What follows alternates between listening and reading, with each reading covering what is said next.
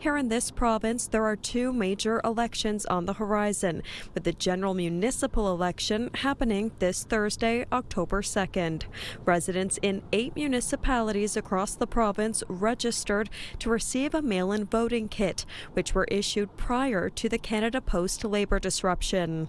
There's no doubt that a lot of people's votes will not be heard this election, which is really devastating. Advance polls were open on Saturday from 8 a.m. to 8 p.m. at the Reed Community Centre in Mount Pearl. Chelsea Lane is running for re-election as a Mount Pearl City Councillor and says she has already felt the impact of the Canada Post strike on her campaign. Because people are reaching out to me and saying, Chelsea, I still haven't received your flyers. And it turns out that half of my flyers didn't get delivered. I had my flyers in way before they decided they were no longer delivering, but for some reason half of them didn't get out.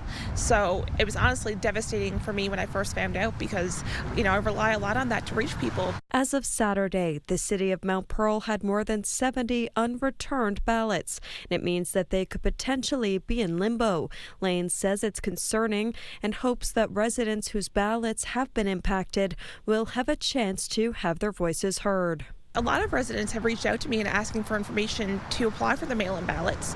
So the fact now that their vote won't be counted or it won't make it is, it's definitely a challenge. I mean, a lot of people are voting in advance through mail-in ballot because they're not even going to be here in the province. So now they have no possibility of getting their vote heard, which I think is really unfair to the democratic process.